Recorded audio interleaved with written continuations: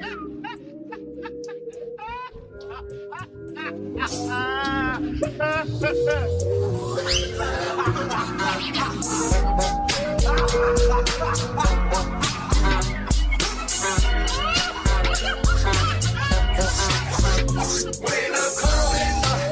get silly, like something lace my Philly.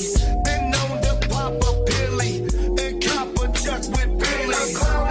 My heart be pounding. I sweat so much I'm drowning because my show's astounding. Whoop, whoop, what's up, y'all? Time to get insane. It's HMG Insanity. Whoop. Jimmy T in the house. What's up, pal? Whoop, whoop. I'm cool, man. The song's groovy, and we're ready to rumble because it is Insanity, where we talk all about lunacy right here on HMG's YouTube channel. Yeah, man. Good to see you, man. How's your weekend going? Yeah, not bad, man. Not bad. As a matter of fact, it's just too hot, man. That's the only thing. I'm sweating already just sitting here. And that's the only thing that sucks, man. I need some ice cream, actually, right now, as Labrat says down there. Get me ice cream for breakfast, pal. Oh, I can't hear you. I can't hear you, Brando. Oh, my bad. Let's There see you what we go. got in the house tonight to get insane with us. We got Dan. We got Lab Rat. See, we got Zach Minger, National Ice Cream for Breakfast Day. Good to see you, pal. Whoop, whoop. Oh, your son canceled? That's all right, because he's here now. Thank you for joining us, Dan, by the way, and everyone else. Bobo, Final Boss, and Labrat, of course. And Zach Minja, by the way, or Minga. You got everyone in his house. Yeah, thanks for joining us tonight. Whoop, whoop. We got a, man, great episode of Lunacy this week that we're excited to talk about. Glad to have you with us. Whoop, whoop. Yeah, you know what, man? It was an easy sort of watch this time, if that makes sense. What I mean by easy watch, I didn't actually feel like skipping anything or like I didn't even fall asleep. I actually watched the whole thing. Like, you know what I mean? Like, because I actually think this show is actually quite good. For whatever reason, it just feels completely different from like the usual stuff, like, you know, WWE, AEW, TNA. So I like that. I like how it just feels differently. Yeah, it's a little bit out there, but it's actually a good thing. I like it. Yeah, it's a much different wrestling product. They're writing to basically keep your attention and make sure you don't want to change the channel or go see something else, or it's like, oh, just check back later for the highlights. No, we're making this entire show a highlight of stuff you can't miss. Otherwise, you don't know what's going to happen next. Absolutely, man. And I got to say one thing, man. Those zombies, what are they called again? I forgot now. What was? Oh, yeah, the Outbreak. That's it. That's the first time I've ever seen these dudes. Keep in mind, I only started watching it properly from last week. So these zombies, man, I don't know who their makeup people are, but God damn it, they do a better job for them than even I've seen in WWE or any of the big wrestling promotions. Yeah, and the way they stay in character the entire time and the little nuances they do in there. Yeah, it's absolutely like crazy, man. So I like that. The Outbreak and Barnabas the Bazaar, that's it. And what was I going to say? Was Barnabas part of the Clowns originally, the Brothers of Construction? I don't know. I can't answer that. All right, because it kind of reminds me, like, maybe he was there. I don't know. But the thing is, I like that little feud going on. And as far as I know, that match never ended, per se. No, I think they're still fighting. They're still fighting, which means, I mean, shit, it's apparently still legal. They're still fighting. Maybe we'll get the winner next week. Hey, the bell never rang, so it's still a legal fight, pal. Yeah, absolutely. Let's see what else we got. You got R-Car Blue and Zane in the house. Whoop, whoop, and RBV. Yeah, what's up? R to the B to the V. He says the Barnabas is the best active manager in the game. But I actually liked him, man. He was cool. How great would that be? The next Lunacy opens up with the Brothers of Construction and the Outbreak still fighting each other. Surely they have to, man. They have to, man. I mean, it will only make sense. I'm looking forward to that. But, you know, did you see that Vegas, what's it called? That was Stranglemania? Stranglemania. Is that going to be a pay-per-view per se? I would have to imagine. I'm guessing so, or some sort of like I know they got to have connections with some sort of stream, like maybe like Triller or something, or Fight TV or something to get They that didn't show. advertise that though. It didn't come up with Chilla, nothing, man. I don't know. I wonder. mean, it's still over 2 months out. Yeah, true. What's coming out? It's on Mania weekend, I think, or close to it, or a week after, or something like that. They're bouncing off Mania anyway in Vegas. But that looks like a stacked card. So I'm looking forward to that if we can actually see it. Yeah, that is such a loaded card. That is. And yes, Zane, we know Chilla is Fight TV. Well, I know anyway. That's actually the first I noticed about that. My bad. Oh, really? Oh, no shit. No, Fight TV turned into Chilla quite a while ago. Chilla actually bought out Fight TV. Okay, I did not know that. Yeah, it's the same shit anyway. It hasn't changed, but yeah. Yeah, I always thought, because I was trying to find a different alternative to TikTok, and I was like, oh, here's Triller. Yeah. Kevin Marty, hey man, I just want to apologize for yesterday on the Smack Attack, or actually earlier today, what shall I say, for the Smack Attack, where you gave us a $5 super sticker and I didn't see it until I pressed end. And I'm like, oh, damn. I didn't get to thank you. So thank you, man. Just so you know. Oh, RBV says it might be cool if JCW offers their premium events under a YouTube paid membership option. That's actually a pretty smart idea.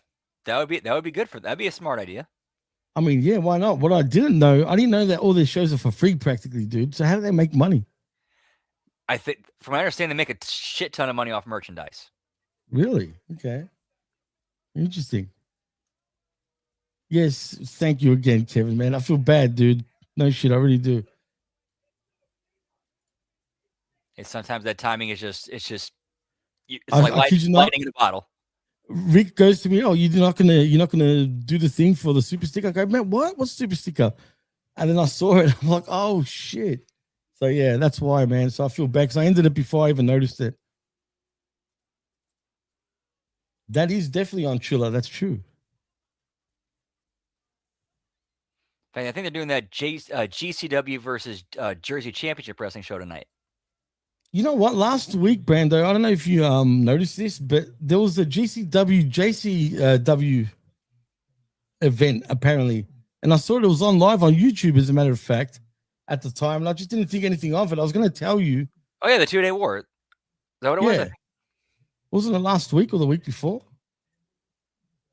No, that was almost a year ago. No. There was one like last week, and it was live on YouTube. I must have missed it then. I think they did do something. I don't remember if it was a repeat of that again, but I know it was. I think they did do something. Yeah, I mean, well, they did 100% because I saw it. I was just watching bits and pieces of it. Okay, I think that might be Jersey Championship Wrestling. Oh, it could be.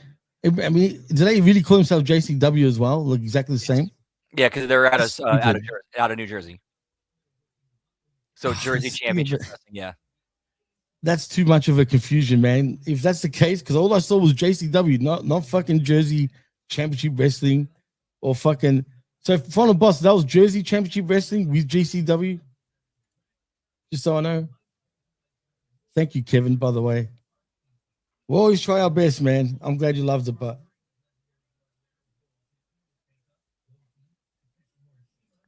All righty, so ready to get into talking about this latest episode of Lunacy.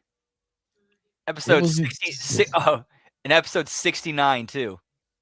Oh, how appropriate. Well, let's get into it, Brando. What was up first? Well, we had our usual, let me get the traditional ketchup packet. Oh, maybe I need to do the ketchup thing. I should buy some Fago next time, man.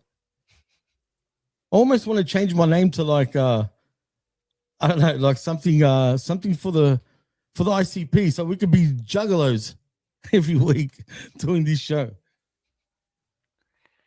Speaking of which, dude, they need to figure out a way to get that Dago soda produced. They'd make so much money off. They'd make some good money off that.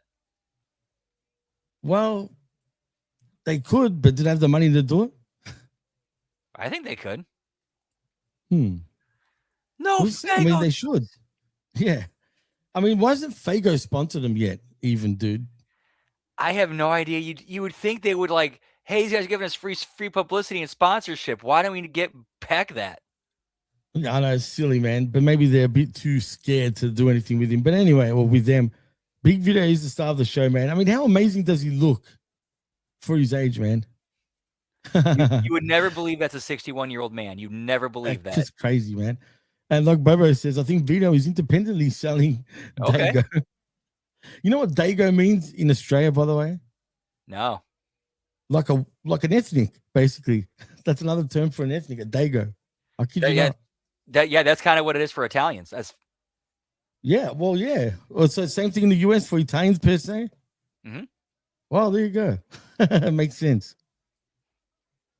And apparently Vito is at least from what he said, he actually is like a distant nephew of Lucky Luciano. I've heard that. Yeah, his great grandfather was Luciano's big brother. But is he kayfabing that? Like, is he?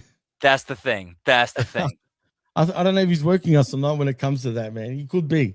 If not, that's a good work. Absolutely, for sure. I mean, he's acting serious about it too. Trust me, I think he's working us, man. But it's a good work. Don't get me wrong. All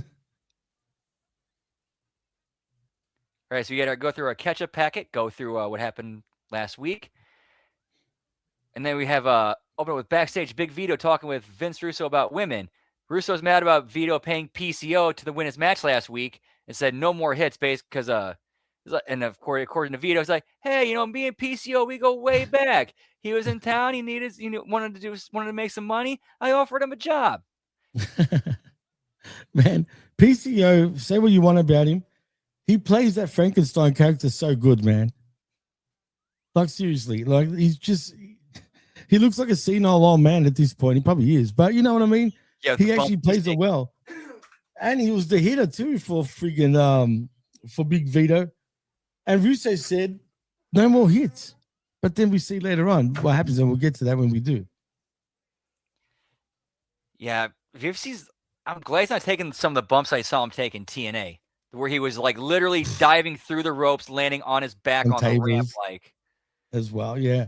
Well, at one stage, go back about 8 years ago, around that sort of fact, and if you notice, he was getting a lot of talk in the independents at one stage. Man, he was getting blown up. It's like he was getting a second wind for his career because he was taking off at one stage, man. Yeah, he became ROH World Champion at one point. Yeah, he did. Crazy. Yeah. Crazy, man. So then, of course, they do the usual offer a cream soda, calm down. And then in comes Kerry Morton. So then Vito pats him down. That's funny. But am I missing something? What am I missing with this story with him and Russo? I really believe like this is a long-term, slow burn Kerry Morton face turn where Russo's kind of stringing him along. And plus, I think what happens later on with who we found with the chosen one is, right, I think that's going to set Kerry off even more down that way because that's another heel who has more heat than he does that can help turn him further babyface, like what he's doing right now with Matt Cross. Right, I think Kerry Morton as a babyface is going to be pretty good, man. Right, and I think they're trying to do it the right way by making it a very slow burn and like a long-term thing. It's very a Vince Russo thing, actually, the way he does. You know, with heel and face turns, you see it like it's very clear, like the path. That's what I like about Russo's style too, man. He's not all over the place, shall I say? He is like a Crash TV sort of thing where everything's quick, but that's what I like about it. Everything is just bang, bang, bang, bang, bang, bang, bang. Especially for a TV show, I think it's the right way to go. Right, and he still figures out a way to do long-term storytelling within it. Which is great because because like I said, I only started watching it last week. I have no idea where most of these things go for now. But you know, it's funny if you watch WWE or AEW for that matter, because I don't care. If you've watched 2 weeks of like WWE programming, you already know where you're at by that point. You know what I'm saying? Like you see it, you know what's going on. With this, you really got to like watch quite a few episodes beforehand to really know what's going on. Right, like you have to be caught up and know what's going on. Luckily, though, they try to at least catch you up from the previous week. Well, exactly, man. Harry Blue says he was introduced 2 episodes ago. Well, I didn't watch it 2 episodes ago. I started watching it last week. So, All right, so then Kerry Morton walks in, and what was it? Labrat brought up a great point. It was Kerry who won that match. That got rid of Violent J. Actually, thank you, Labrat. Although technically, though, if you go back at the finish of that match, it was Matt Cross that actually won, but he purposely laid down and got pinned because of the fuck you to Violent J. Well, that makes sense. Hey, you know what, Kevin Murray? I said the exact same thing, man. I was literally saying it at the start of the show. I don't know if you called me, but I go, it's more, basically, I didn't fast forward anything. It was a fun watch, and I didn't fall asleep watching a wrestling show like I usually do these days. So I actually agree with you, man, because I felt the same way about SmackDown. Yeah, so let's see here. So yeah, Morton wanted to talk about Matt Cross and the Rat. Russo starts getting his head kind of. If you really look at it, he's kind of gaslighting him a little bit by going like, "You're the whole typical wrestler paranoia thing. Go talk to your dad about paranoid wrestlers." While putting over his and also putting over his dad. I thought he did a really good job of kind of getting into Kerry's head here. Well, it's true. Aren't wrestlers known to be paranoid? True, but he did it in a way that was like really good, like mind control, gaslighting, really start questioning your reality way. Well, yeah, I know what you're saying. I mean, and the funny thing is, because Kerry's young as well, and Russo is a lot older, like it makes sense that they even played it up where it's like, hey, right. Look, how old are you? How old are you? I'm 24, and then Russo starts laughing. Yeah. So it makes total sense, man. And what's going on, Nelso Kelso? Thank you for joining us, man. Good to see you, pal. Whoop, whoop. Always a pleasure, Nelso. Absolutely.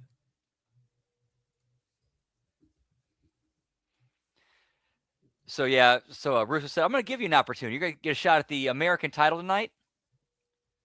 And make sure you take off your tinfoil hat before you go out there. Well, but you know what? Was he wrong? I mean, not really, because there was Matt Cross right there in the crowd. Well, actually, we'll get to that. Right.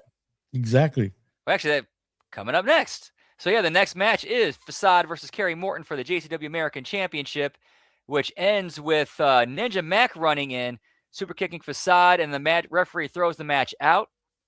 No contest, which the right finish because Ninja Mac wasn't running out there to help Kerry Morton or what have you. He just wanted a piece of Facade. Right.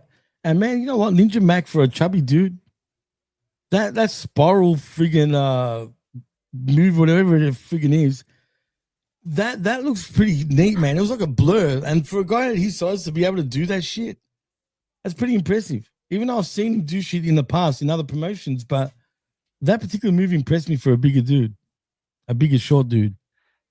Dude, it's insane, like how things that the larger guys in JCW can do and how agile they are.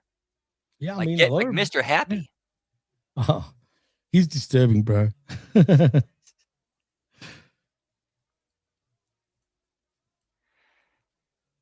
So match is thrown out, and then Kerry Morton sees Matt Cross in the crowd and goes after him. Yeah, they fight into the crowd, and I don't know, man. We didn't see really a climax to that, unless I missed it. No, not really. Like, he chased after him, and that was the last we saw of them for the show. That's the only thing I don't like. The fact that we don't know what happened there. Like, they didn't really talk about it after that. It did kind of feel like there should have been at least some sort of follow-up to that later in the show. Right. But for whatever reason, and I'm not fat shaming, by the way. I'm impressed, though, for a dude of his size that can actually do that, man. I mean, I was. Hey, what's up, Duke Disciple? Good to see you. Welcome. Hey, the Duke Disciple. Was he saying, I don't think we should allow how bad WWE has been lately mistakenly elevate the quality of JCW. It's a good show, man. And it's a good alternative because it truly is an alternative. Every other company doesn't really feel that way. Or is it just me? it's basically every other company is pretty much a different coat of paint on the same kind of thing. But yeah, a few differences here and there, especially between AEW and WWE. But across the Yeah, board, how different are they really? that's what I'm saying. Yeah, exactly. The only difference is one does matches, one does stories. You know what I mean? Like more so than not. So whatever. It's still the same shit. So we gotta go backstage where Vito talks about how he hates the cameraman following him around, and this how the clowns will get what's coming to him. And then backstage, you got James Storm promo with talking about Ken Anderson. Then we see Big Al barging into Russo's office while he's on the phone, who I'm assuming is with his granddaughter, from the way he was talking to this person. It was. Well, he's talking about something like make sure your daddy's around when you do that. Is he talking about his daddy? When he said the person he's talking to, he said, "Make sure your daddy's around." I'm assuming that the daddy is his son. Oh, okay, I see. All right, makes sense. And then Al starts going off on him. He's completely ignoring her while talking to his granddaughter. And then when he's done with the FaceTime call, he's like, "Yes, you need something," and she just gets frustrated and leaves. Like I said, I don't know where that's going, but gotta wait and see, man. Yeah, it seemed like he pretty much, in a weird way, like Jedi mind tricked her there, where he heard what she was saying, but completely blocked her out and focused on the FaceTime call, and then just. Oh yeah, and what's up with that with Big Al just walking off anyway? Never mind. Like, yeah, why?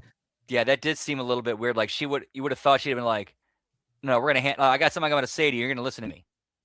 Yeah, and Big Al does have a future, I think. Out of most of the women in JCW, you can just see she's someone that I think WWE or AEW would like actually bringing in. Oh, for sure, definitely. Yeah, I could definitely see Big Al getting picked up by somebody. Yeah, and as far as Triple A goes, Dan, that's because WWE have to target the Mexican audience, man. So they can't be WWE. Otherwise, the Mexican fans probably wouldn't like it at all. And also, too, it's also so far under like the creative radar, and it's pretty much, from what I understand, Borash, Conan, and Undertaker just having the freedom to do their thing without a lot of oversight. Yeah, for sure.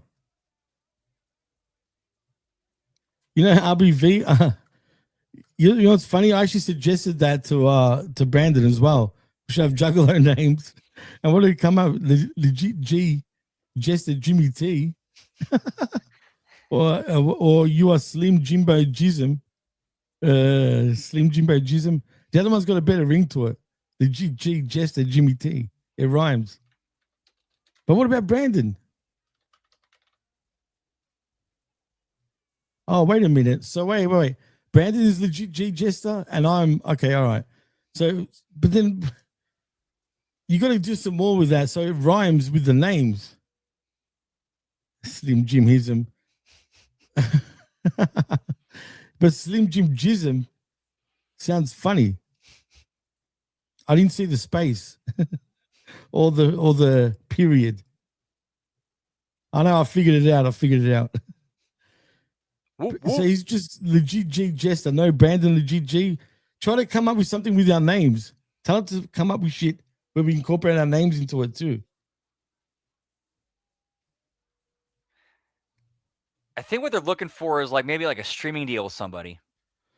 Like that's what they're talking about, like a streaming deal, which means like they're free to do whatever they want.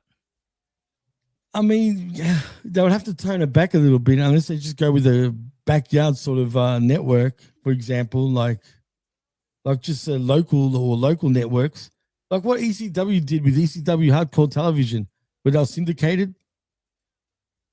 I mean, I could see that show being something on at like midnight or past midnight. It just looks like that type of show. Plus, a lot of the days are taken now too, Brandon. True. Also, like it's got, I forgot who it was who said it, but somebody said it has like a Shotgun Saturday Night feel, but like a much more adult version of it. I was saying that it reminds me of Shotgun Saturday Night. I said that from the start. And that was you. Yeah, it was me. Yeah, but it does. It gives me those vibes. The original Saturday night, Shotgun Saturday Night, though, where they were in clubs, they were at train stations, even like there were all sorts of crazy stuff. Yeah, it reminds me of old Ring of Honor in a way, Zane, like old Ring of Honor. I'm talking about like early 2000s Ring of Honor. But yeah. Oh, we got Frank in the house. Sorry, missed you, but I apologize. Oh, where's Frank? I didn't see him. We're having a pop and chat, pal. Damn. And Jeff Lane's also in the house. And that's a good point, RBV. Like if they had to be, held to TV standards, that would take a lot of the soul out of the show. But man, have you noticed their shows are for free, Rick? How do they figure to make money? Except for the merch. You said the merch is where they make their money, right? I don't know. It's crazy that they even can fly out everybody because they go pretty much nationwide, right? Yeah, pretty much. Yeah, they do their tours and they do the wrestling show during the day and then the concert during the night. Crazy. And what's up, Jeff? We got Jeff Lane in the house. Whoop, whoop. Whoop, whoop. There's Frank. The free shows are wild. Yeah, definitely is. Continue on, Brandon. Yeah, they actually had one right before Thanksgiving where they're giving away free turkeys to people. Free turkeys? Yep. Man, those clowns are something else, bro. Who says they're bad guys? Dude, Russo says all the time they have a heart of gold. And I 100% believe that. I mean, shit, man. I don't hate on ICP. I don't mind some of this shit, man. Yeah, I never really understood the hate for him. It's like, why? What do these guys ever do to you? Yeah, but I wouldn't consider myself ever a juggalo though, or anything like that. But I've got a lot of respect for him. Whoop, whoop. All right, so get to match number 2, PCO versus the Mountie, Mike Derriere. Mike Derriere. I wonder what that means. I'm the Mountie. Obviously, that's a throwback to Jacques Rougeau and PCO being a tag team. Back in the day, they were the Quebecers, as a matter of fact. And in WWE, there was something else. What were they called in WWE? The Quebecers. The Quebecers. Wait, what about in WCW then? They're also in WCW. Amazing French Canadians. That's right. The Amazing French Canadians. That's the one. Yeah, they were managed by Colonel Robert Parker. And then that's right. Yeah. In WWE, they were managed by Johnny Polo, aka Raven. Yeah, Raven. Yeah, I remember. So we had that match. Of course, Mike got on the mic and said, tonight he's quote, he's a Quebecer, not the Mountie. Yeah. I wonder if that fan base actually understood that, by the way, Brandon. I think a few did at least. I gotta believe a few did. Right. Let's see, and then we got Rufo and Yabo backstage talking about how Vito knows about them. Don't go any further about that. They just say he knows about them. They got to keep their heads on a swivel. I really think that we are getting that. We're gonna find out like they're under like some sort of witness protection, or they're like part of the family. They try to get out of the family, and now they're getting busted. I like this sort of mafia criminal type of storyline going on, man. It's pretty good. Yeah, and having them those two clowns being like part of the family, that's funny. I like that. Man, last week they were teasing that, and I sort of popped to that. Oh, Jimmy the Jabberwock? Come on, bro. Jeez. Yeah, they're great. I agree, Frank. They're fucking good, man. Are they actually real brothers, dude? That I'm not sure of, but man, they're tall as shit too. They are tall as shit. They're big dudes. But the reason why I ask is because when their freaking toupees come off, they actually look alike, dude. It's weird. They might be. It would not surprise me. Yeah, maybe that's why they call the Brothers of Construction. Whoop, whoop. Whoop, whoop, indeed. So we got another backstage segment. Haley J giving her dog to her mom, Amazing Maria, here, hold my pooch. And then you have the JC. And then we have... Oh, sorry. No, continue. Go for it, man. Yep. And then we got J-Rod making her... I think this is her debut, just attacking Haley J and slamming her head into a wall, saying Haley took her spot in OVW by sleeping her way to the top. All right, so now we're having OVW drama coming in here. Is she a gladiator? Yes, she is on the new remake of American Gladiators. Oh, wait. She's legit gladiator? Yeah, she is legitimately on American Gladiators. Yes. What? And she was in OVW as well? Yep. How old is this chick, man? Because I don't know if she looks older or like younger. Yeah, let me look her up. Because I'm curious. And I just want to read out the Duke disciple in the house saying, I swear I'm not trying to be a hater, as I am a Russo loyalist, but early Ring of Honor and Shotgun Saturday Night episodes had talented performers on the card. You bring up a good point about dollars. How can they bring guys in? You're right. You're absolutely right that obviously they had talent, and sure, JCW doesn't have that type of talent, but you can't look at it like that though, dude, because really there's no comparison in terms of talent. Just the feel of the show reminds me of that. Obviously not the talent though. There is some talent there though, and I understand what you mean. I'm not saying you're trying to bring it down or anything like that. You're only being honest at the end of the day. I mean, there's no lying about it. It's true. And I'm sure Vince even would tell you that also. So, yeah, I totally understand. But I'm also confused on where they make the money from other than merch and their concerts and whatnot. So it's kind of weird. Hang on, I forgot a very important part. I got to bring my X up here. You got to bring up what? We got to do clips. We got to do clips. Oh, we're doing clips? Oh, cool. Let's do it.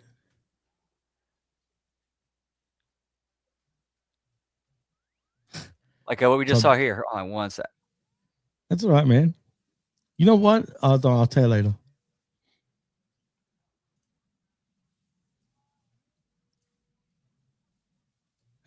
Just bear with us, folks. It's coming up right now. It is still a work in progress, guys. We apologize. That's it. We'll get better as the weeks go on, more organized anyway. 47 kilos. He is the Bounty Mike And what's up, Ty? Good to see you, pal. Whoop, whoop. Soon to be HMG Pick'em Challenge World Champion. Out of the darkest corners of his attic. He's a bounty. Let's talk about it. Good to see you. No shit. How about Quebecer? A Quebecer? Whoa, and PCO charges in. I think PCO just had a flashback. Wait a minute. That looks so ridiculous, though. PCO. But that's what it's meant to be. It's meant to be freaking ridiculous in a way, too, especially this match. Oh, yeah, this is a blast from the past and then some. And that's what makes Mosh Pit Mike a good character, like a good character. You can slot him in anywhere. He's got 1,000 gimmicks. You can put him anywhere, and he'll be entertaining. And the man that resembles a man I watched as a kid named Quebecer Pierre just got dropped out his derriere. He should have had the eye patch for sure. Or what if he brought out, since I thought of something, what if, because remember when Al Snow had Pierre the head, the deer head? Yeah. Wasn't it Pierre? Yeah, it was Pierre as a rib on Carl Ouellette. Yeah, I actually remember that, right. So what if they brought the zombie version of that for the undead version of PCO? But again, will that fan base recognize what that means? Some might. If Al Snow brought it out, I think that it can then they connect the dots. It had to be Al Snow bringing it out. I just don't think there's a lot of younger crowd there too, man. If you notice, I don't even know how ICP do this, but they manage to get every generation like a juggler. There's jugglers everywhere, man. Like literally. Recover Blue says, Jimmy, they make a lot of money from the multi-day festivals in the record sales besides merch. I thought concert after was $20. That's still cheap, man, for a night out and watch a concert at some dingy club or theater. I mean, $20, dude. They're very generous. I'm not gonna lie. Oh yeah, The Gathering. I've heard of that shit. I actually have heard of that. Thanks, Labra. I'm not a freaking gigolo, just so you all know. So I don't know what the fuck is going on in their world completely. A juggalo, sorry, not gigolo. Did I say gigolo? But these gigolos. I never hear gigolo and juggalo get mixed up. I keep thinking back to Stevie Ray on commentary. Yeah, no, for sure. And Rick, you're right. They're very much a diverse character friggin' base. It's mainly all driven by character, and I kind of like that as an alternative, like I said, because it's not the same as every other show. Whereas everyone else is trying to, I don't want to say like they've got character, but they're more trying to be, I don't want to say realistic, but kind of realistic, more about themselves. You know what I mean? But anyway, I'll get back to that after this clip. Go ahead, Brandon. Here's the one I forgot to with that one between Big Al and Vince in the backstage area to kind of give Oh, you that was good. talk about. You like it? Were you excited? Were you Make surprised? it big, actually, Brando. Vince, are you kidding me? Whoops. That is great. Was it the color that you wanted? That is great. Do me one favor, please. Do not ride it without Daddy. Do you hear me? I don't want you falling. I don't want you getting hurt. Make sure he's there when you're riding it, okay? Send me pictures. Big Al sold this great. Like she's coming here going off at him. It's like, oh, he's talking to his granddaughter. What? You know what? Nothing. Never mind. But is this who is she to him? But really, in the What's that? show, do you know? Is there something between them two that I'm not aware of? Yes, they're doing a Me Too angle where she's claiming he sent her inappropriate. Wait, that Vince? Yes. Oh yeah, I did hear about this. Actually, I did hear about it in the dirt sheets or some shit. I saw it like around the internet. Yeah, so she's using that as blackmail to be the female showrunner. Okay, that's kind of weird. Like what? Because you know why it's weird? Because Vince wouldn't friggin' send dick pics to some young chick. No, he definitely wouldn't. So that kind of takes me a little bit out of it, just a little bit. You know what I mean? And the Duke Disciple, there's no fucking chance I'm wearing friggin' juggalo shit. I'll look like friggin' Violent J if I did. Yeah, I got to side with Jeff on this one. That's exactly why she had that guilty look on her face, like, oh, I just started going off on him while he's on the phone with his granddaughter. That's weird, man. But like I said, I saw that. But like I said, I didn't understand the context of it because I haven't watched the previous episodes about that. I only heard about it. But what I think is going on is this is at least where I think this storyline is going is Vince knows she's full of shit, so he's giving her enough rope to hang herself before he reveals, you got nothing on me. Yeah, because she doesn't. She wouldn't, because it just wouldn't make sense. Well, I watched the show from last week, Zane. I keep saying this. So that's why I'm asking questions. I'm sure I'll be up to everything by another week.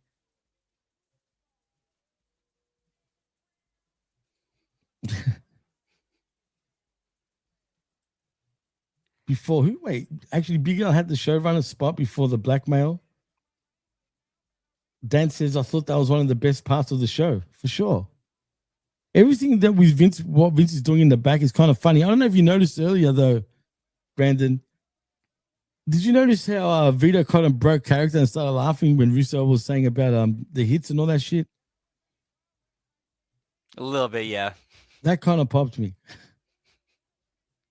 Like I said, they've been doing that for years. Yeah, well, it's pretty cool, man.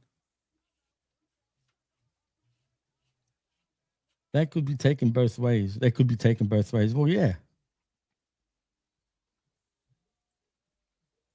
So we move on. We got Mr. Anderson talking about his time with times he wrestled James Storm. Neither man has ever been able to beat each other. Then you have Jasmine St. Clair wearing an orange room, slapping Vito, saying Jasmine needs to watch her ass. Now we got Hollywood Haley J coming out, calling out J-Rod. J-Rod attacks Haley and they brawl around ringside. And then Amazing Maria comes out to save Haley, but J-Rod knocks her out. This was good. In fact, let's see if I can. Pretty vicious, man. And by the way, thank you, Jeff Lane, for checking friggin' Zane Vicious. Always thinks he's right. Watch the show, Zane, and you might know. But anyway, I like this segment. And these two, man, I mean, obviously Hollywood Haley J is just, she's so good, man. This is the first time that I've seen this gladiator that I didn't know was a legit gladiator. She's almost too perfect, though, man. too perfect for JCW, if that makes any sense. Like, I don't know if she really belongs in this company per se. And this is the first time I've seen her, but from what I saw, she's pretty violent, man. Yeah, I could see someone else I could definitely see getting picked up. I mean, she was an OVW, so she's definitely got the pedigree and training. Right. For sure. She must.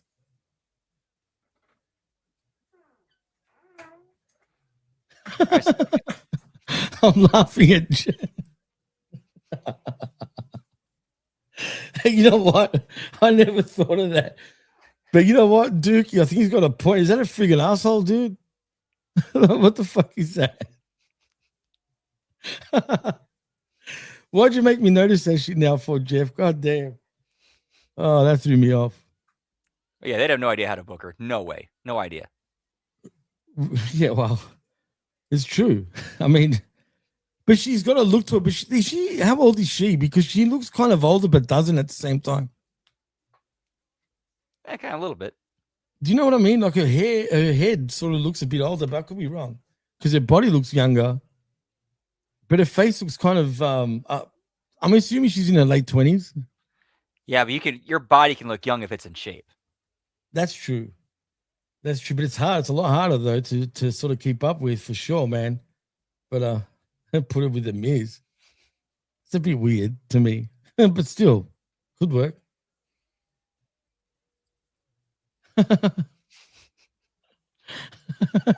Todd. Yeah. That Beavis dude. Yeah, check it out. That looks like a butthole. You do that perfect, by the way. Thank you. Then continuing on, we see Russo telling somebody through a backstage door crack, get this done tonight. Then we get our ad for Stranglemania, which is going to be a loaded show. Definitely looking forward to that one. Vito walking into the ladies' room where he pays off Mickey Knuckles to take out Jasmine St. Clair. And then sees a clown painting, which, well, Chicken Hunting starts playing, which is, of course, a continuation of what's been going on.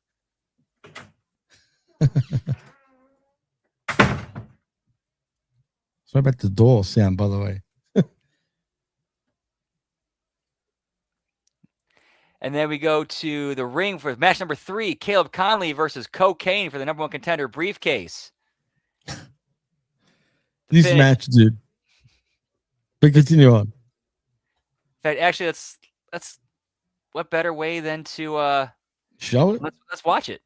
Let's do it. So let me pull it up here.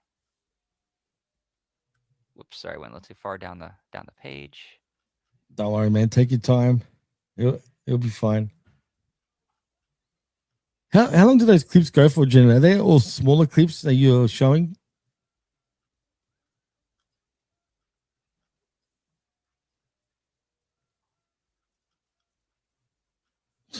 She could be the new Ms. Dow. I don't even think WWE will even look at it personally, but that's just me. Yeah, sorry. Not of the match, but of like after the finish. So the finish is, let's see. Not quite. You haven't seen the wannabe Kane called Cocaine? DQ. Yeah, DQ by Jesus interference.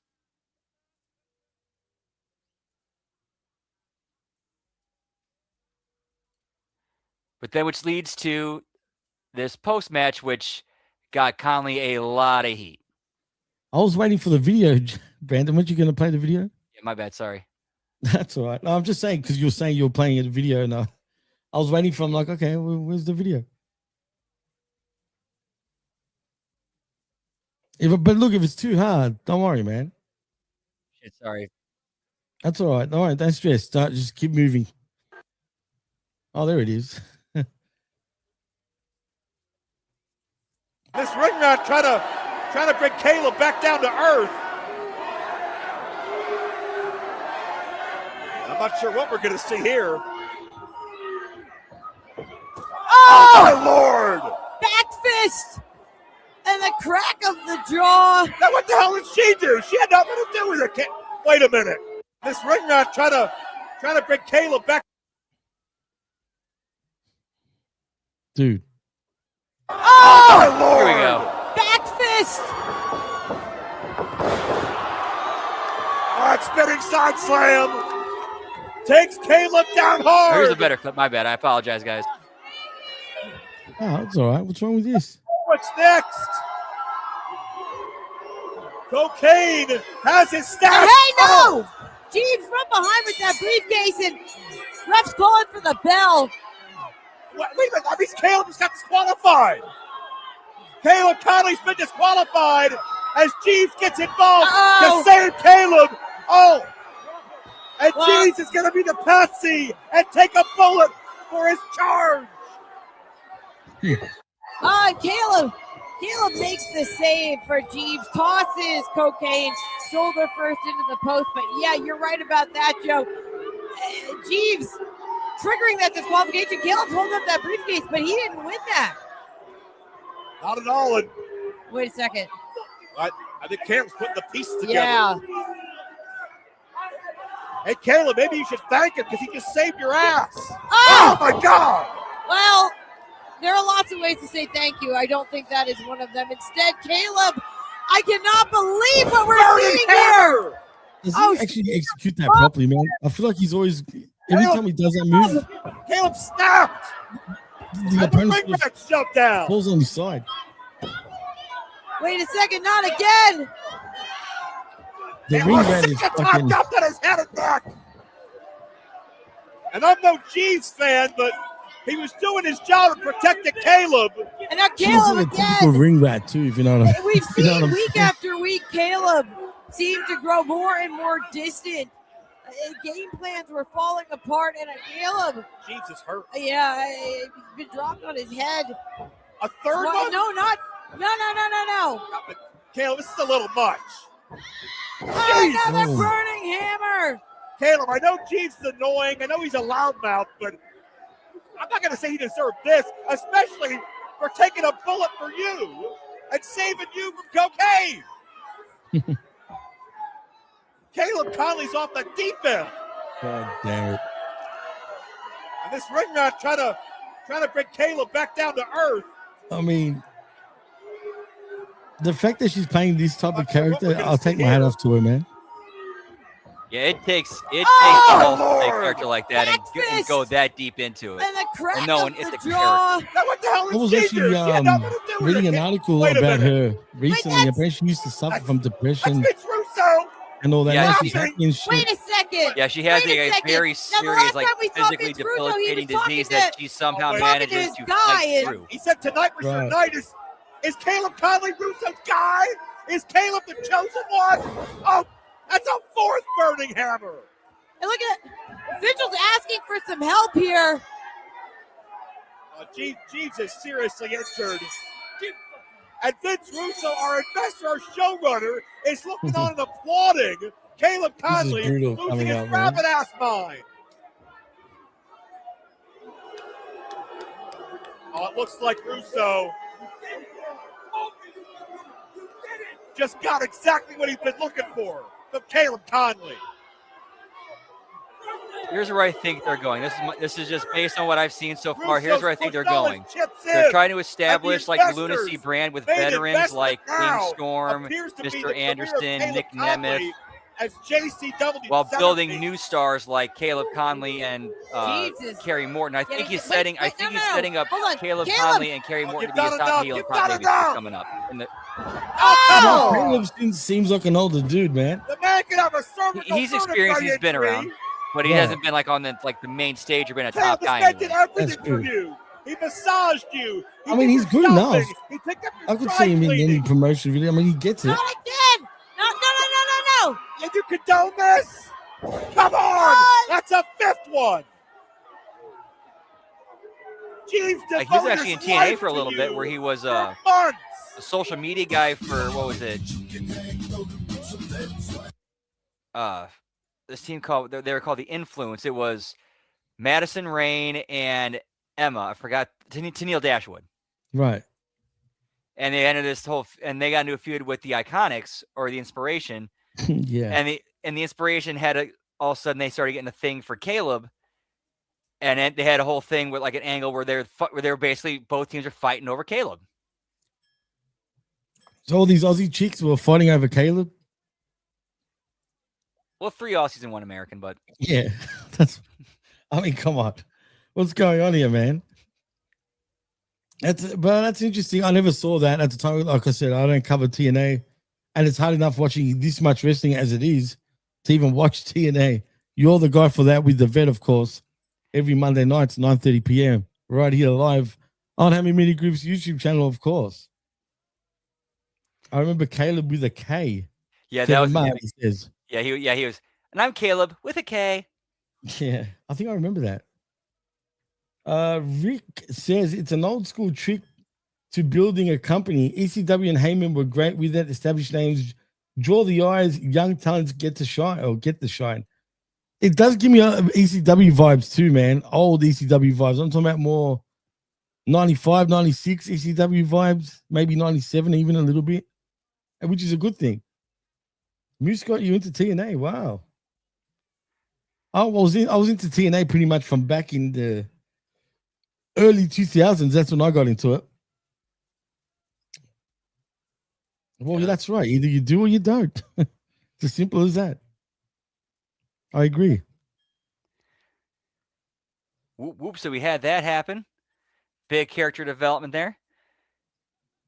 And then we go to the backstage area where Caleb Conley tells the cameraman something I remember hearing a coworker say many, many a times. You can fuck right off. Yeah. That's pretty funny. And then we have our next match, the Brothers of Funstruction versus the Outbreak with the JCW tag titles on the line. And they end up fighting to the back. We go to a commercial. They come back. They're still fighting. We have to assume we never saw a conclusion of this. We have to assume they're still fighting somewhere. They go start next week's show like with them all brawling still, dude. It has. You have to open the show with that. Even if it's just like for 10 seconds, just that. Absolutely. But you know what? This was possibly maybe my favorite match of the night, other than what we saw before that in terms of storyline with Caleb. But I actually enjoyed this match just because it's bizarre to me. Actually, there was a thing they did one time. I think it was like on an episode of Thunder, like in January of 2000, where I think it was where Perry Saturn and Stevie Ray were just fighting throughout the arena, throughout the building the entire night. And they would cut back to them fighting in the backstage area. I should remember that, but I don't remember it for some reason. But yeah, it sounds familiar. All right, so we go to our main event. Time for the main event. Mr. Anderson versus James Storm for the vacant JCW Lunacy Championship. And then we have Anderson going over using the title belt. Our new champion. I mean, I've seen these two go at it many times in the past, man. It's kind of weird seeing Anderson now, the way he looks. I mean, does he want to get back into shape at least? It seems like it. I mean, until he takes off his shirt, man, he's obviously self-conscious about himself in a way. To be fair, that could be him in his own head. Well, you know how wrestlers are, right? I'm never too big. I'm never too ripped. Well, anyone that's a real gym junkie kind of feels that way anyway. Right, and plus, kind of being at his age too, he could look fantastic, but still get in his own head. Yeah, and the thing is, I mean, he's older, but there's a lot of guys that are way older than him that look so much better, man. In my opinion. And I was a fan of Anderson, especially when he was, Mr. Kennedy, and then Kennedy, which was actually pretty sick back then. But yeah. He was a dude who got screwed over by backstage politics. Unfortunately, Randy Orton. Yeah, that's when he was a prick back in the day, man. Oh, he talked about how Stone Cold even called him on the phone saying, "Hey, you really need to get out of WWE for at least for a little bit." Really? Yeah. He said a lot of the top people hate you. You're not going to go anywhere there right now. Just go. Yeah, like he basically said, you need to get out and go somewhere and just kind of not really lay low, but stay in the game and raise your stock elsewhere, and then maybe come back later. Well, that didn't end up happening, unfortunately for him. Yeah, that's true. Flair actually went through one of those periods where he got in his own head and was. This is when he was Booker for WCW, for example. No, I think this was 2000.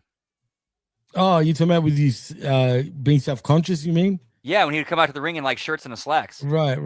That's with the last match against Sting. He was wearing a t-shirt, and I remember reading a book. I can't remember whose book, but that was explaining. I think it was Shane McMahon. I read somewhere that Rick was so self-conscious of himself he wouldn't wrestle without the shirt and whatnot, and because that's not the Rick that everybody remembers as. But then there's a contradiction there, though, Brandon, because look at him now. He doesn't care anymore. He just wants to keep on wrestling. Yeah? He just came out a couple of days ago saying that he wants to wrestle another friggin' match.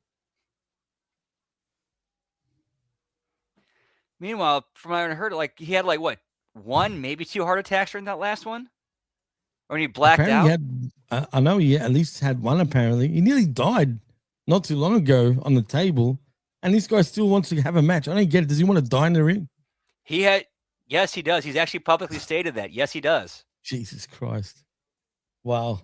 Well, hopefully, God keeps him alive as punishment, because he's one of those guys that just would not die, man. Like, and I hate to say it like that, but he just, no matter what happens with him, he just somehow gets through it, and that's a testament to Ric Flair, man.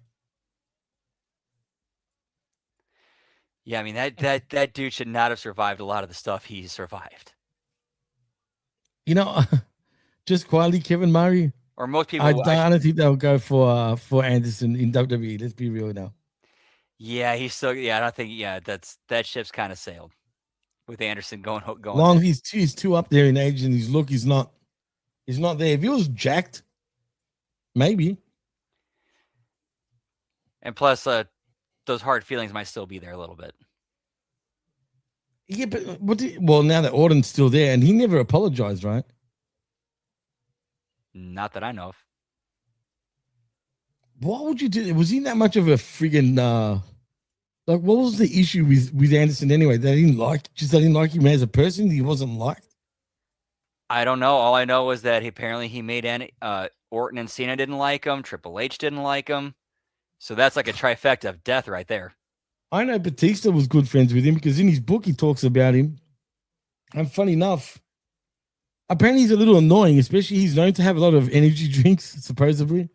And he's very jittery. He's very like, hey, man, like. Oh, Anderson? Yeah, that's what Batista was saying in his book, which I've got it, but I read it years ago when it came out back in 2007, I think it was. But anyway, the point is, even he was saying the way he describes him is kind of funny because I can picture it.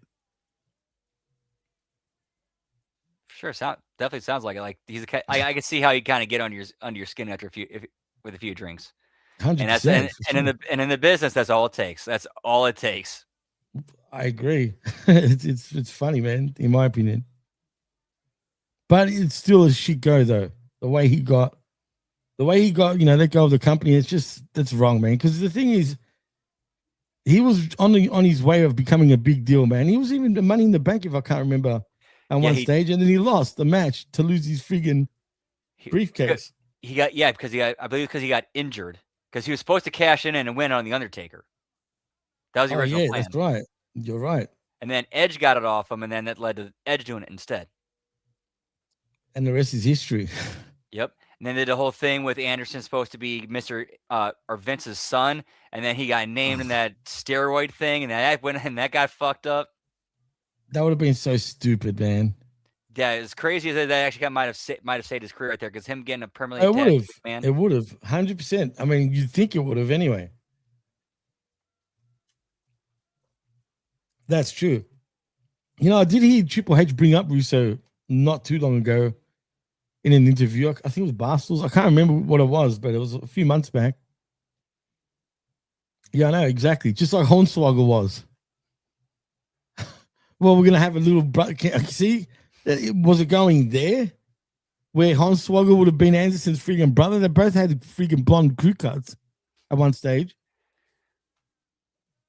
I could have bought like Mr. Anderson and Finley as cousins. I could buy that. Long lost Irish cousin? What's up? Long lost Irish cousin?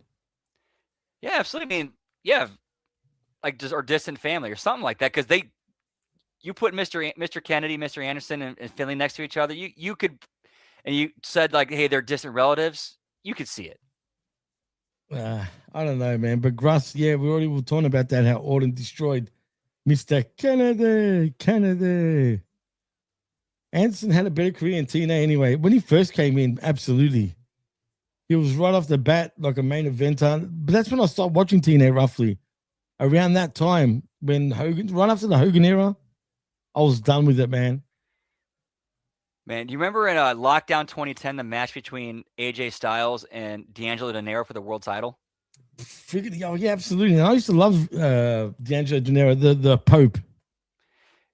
The original plan, Russo and De Niro have both said that De Niro was originally supposed to go over that night. Because remember, the next night, AJ dropped the belt, or the next Impact, AJ dropped the belt to RVD.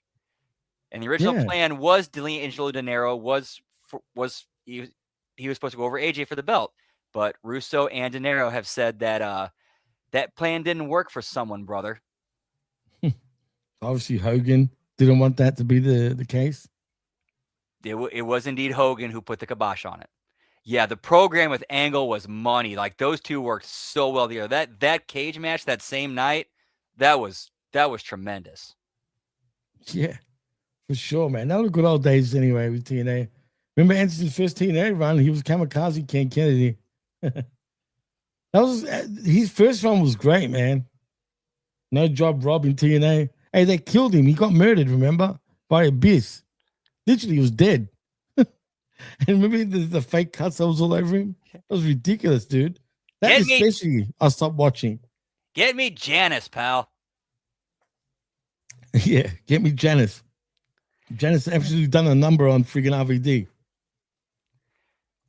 Well, speaking of this is also that same night too. They did like a pre-show match where I think it was RVD. I don't remember if it was either him against Bobby Roode or James Storm, but something happened where Rob got a cut on his head and got split open.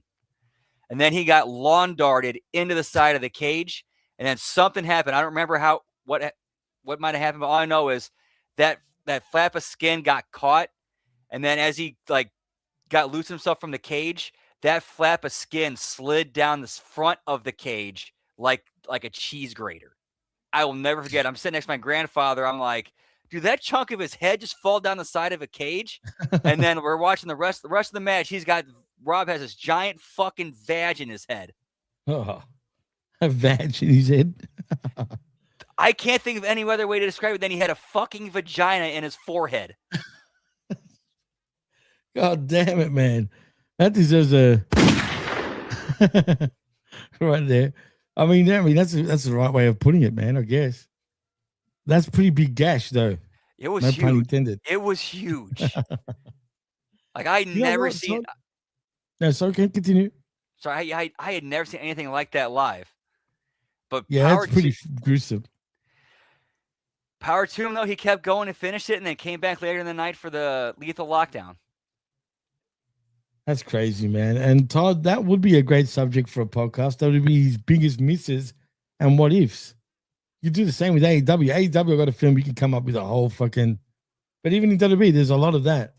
Gruss says better than the split of Hardcore Holly back on WWE ECW. Yeah, that was a bad split. Yeah, that was gnarly, and that's where they ended up turning. What was worse? Oh, definitely the Rob Van Dam, but okay. Not to downplay what happened to Hardcore Holly. My vag. Remember that?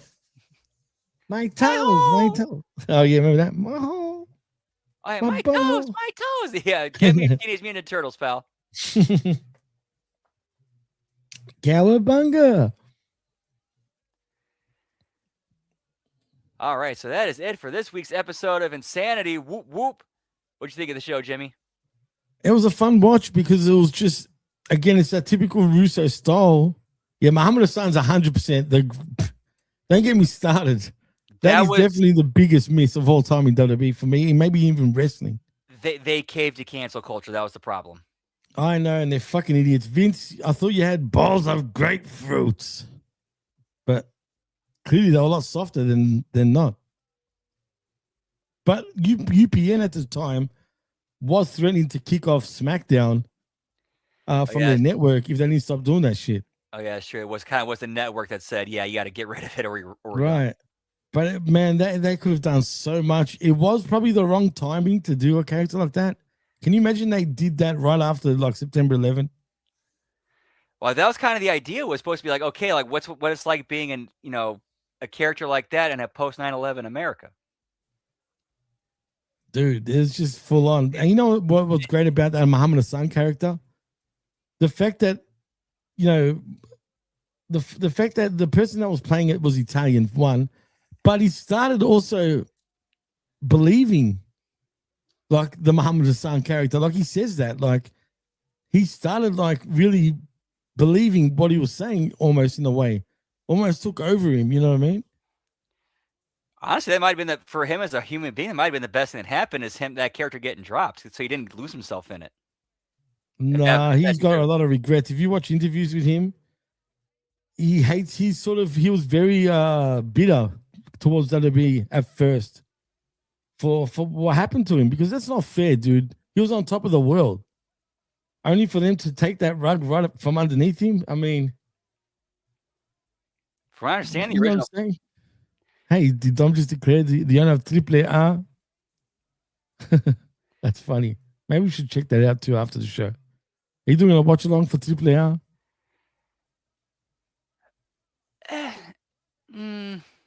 Maybe tomorrow night.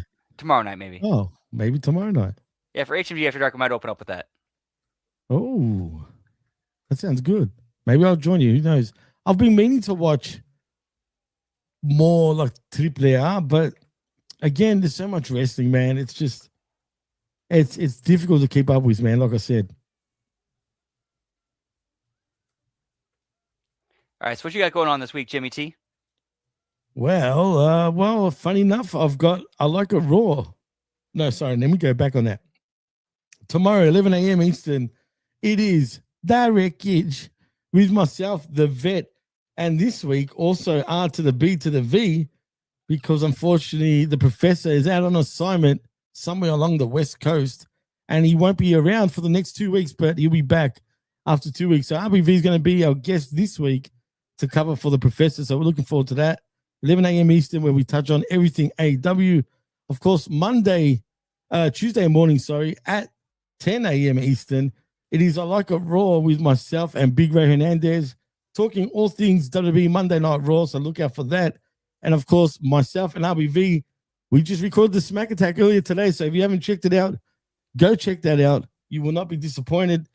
And I've even done the Royal Rumble podcast with Jargo, and I was on the Monday Locker Room with Ben, and of course I did the Friday Locker Room also with Pierce Austin and MSG. So I was busy the last week, man. I did a lot of shows. I've done every show but the Impact Attack and the Next Level podcast, funny enough. Whoop, whoop. Yeah. Oh, yeah, and I forgot to bring this up earlier before we went on the air. Next week is Valentine's Day, and A Show has already said that they're going to be doing a special that night. So what time do they start again? I don't know. They didn't give a time. So I legit don't know when they're going to work. They can go anywhere from 7 Eastern to 10 Eastern. Who knows?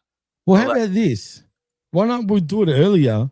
And maybe, when you do the watch along, how about we turn that into the review show, but as a live sort of watch along also, I guess. The only problem with that is that I'm going to be at work all night because it's a very busy night at work. Oh, shit. So, you weren't even going to do the watch along this week? No, I'll probably end up doing like an HMG After Dark after A Show goes off the air. But I was going to suggest, though, where do that. Throw out there, what do you think about doing Insanity and AAA on Sunday next week? I'm down. Wait, are we reviewing AAA as well? No, watch along AAA. Oh, yeah, okay. And is that show... and then what? Do Insanity after that? You're saying? Ooh, I like that. That's an even better idea. Yeah, we'll watch AAA and then do Insanity, and then do Insanity. Sounds like a plan to me. Yeah, and it should still be on WWE's YouTube channel. All right, sweet. Sounds like an idea. Good idea. All right, so whoop whoop. That's gonna be it for us tonight. Let's see what I got coming up this week.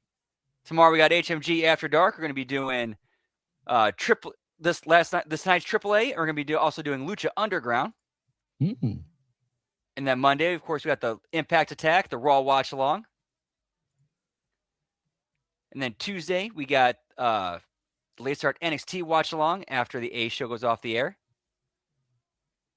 Shit, my bad. Oh, what And happened? then Wednesday, we got the AEW Dynamite watch along and bell count. Thursday, the JCW Lunacy watch along and a TNA Impact watch along. And then Friday, the SmackDown watch along and bell count. But that is it for us tonight, guys. In fact, actually, I want to keep the party going in about 15, 20 minutes over on Twitch. Twitch.tv/LG Brandon Whoop Whoop. Hope to catch you over there or catch on some of the other shows. If not, always a pleasure seeing you guys and having a great rest of your night.